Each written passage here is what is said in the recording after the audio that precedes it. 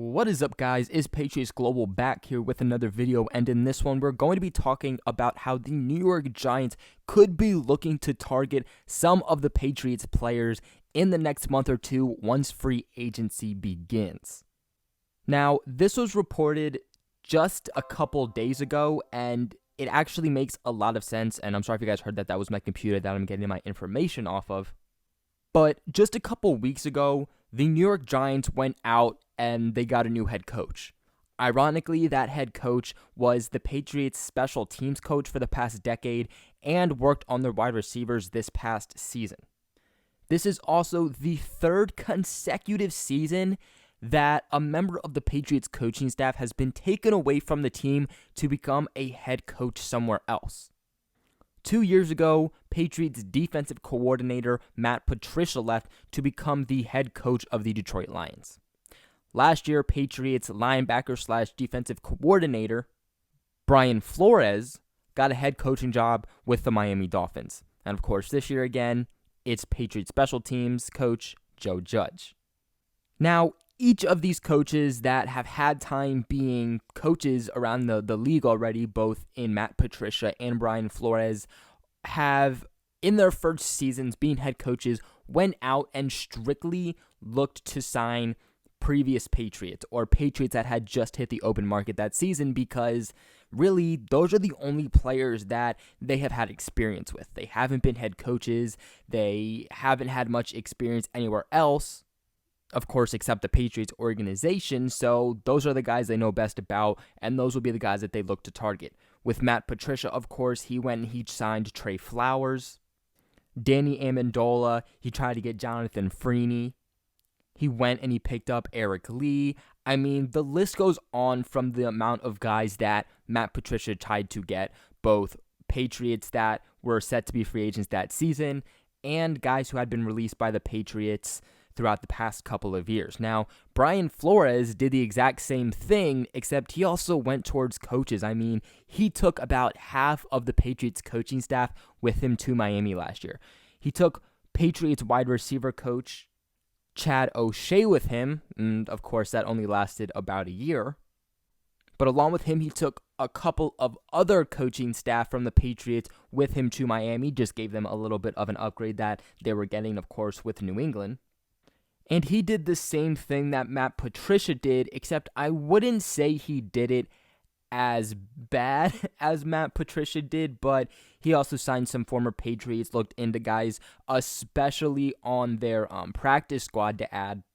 I mean, he took Eric Rowe, Jamal Wiltz, and he also took Trent Harris on the Patriots. Trent Harris, who was a very, very promising prospect there by the Patriots, never really made their actual active roster, spent the time that he was with the Patriots on the practice squad, and then, of course, Brian Flores picked him up and put him on the actual roster where he didn't do too bad. So, clearly you can see that the coaching staff that goes from New England and goes on to be head coaches loves to take away coaching staff, players, really anybody they can that they're familiar with that was a former Patriot. And to me, I don't see anything changing here with Joe Judge. And honestly, I would expect this to be more severe than Matt Patricia or Brian Flores, specifically for the fact that Joe Judge has not had as much experience as both of those guys. He was the special teams coach. He took a little bit over as wide receiver coach, but that's about it. Brian Flores was the linebacker coach and defensive coordinator, and Matt Patricia was the defensive coordinator. Okay, those are two very busy jobs, for lack of better words. And it definitely requires knowing a lot more about players and schemes and teams throughout the NFL than someone like a wide receiver coach or a special teams coach would. So I fully expect that Joe Judge will be doing the same thing that these other coaches that have been with the Patriots in the past, and looking to acquire as much New England blood as he can. I mean, there's already rumors coming out that Joe Judge is trying to take the Patriots defensive line coach and bringing him in to be their defensive coordinator. The Giants also will have something that the Patriots won't. Okay? They will have about roughly 20 mil, a little bit more than 20 mil than the Patriots will in cap. Especially from the records that I'm getting from online, they will be sitting at about 69 million to spend this offseason. Where, of course, the Patriots will be sitting at about, sorry, that was my computer again, but they'll be sitting at about 49. It's also been said that Joe Judge will try to acquire the more high-end guys, these veteran guys, more key players for the Patriots. Some guys that were named were guys like Matthew Slater, Devin McCourty, and of course, Kyle Van Noy. Now, that list is definitely not limited to just those players, but those were the players that were most listed at the top of the list. And of course, it would make a lot of sense. Now, my own opinions on those three players and the probability of them actually getting picked up by the Giants or even any other team is not pretty high, sadly, except for Kyle Van Noy. To me, Devin McCourty, as we all know, is already considered in retirement. If you have not seen that video of mine, go check it out. It was about the last video I uploaded, I believe. But if Devin McCourty decides to not retire, then it's going to be because he's coming back to the New England Patriots.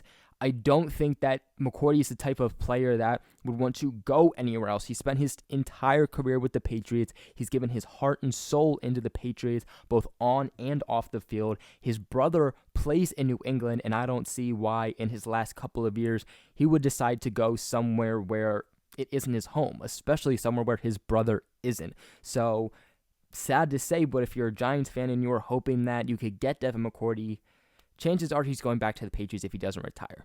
As for Matthew Slater, this would be such a classic move here by Joe Judge, and it wouldn't surprise me at all.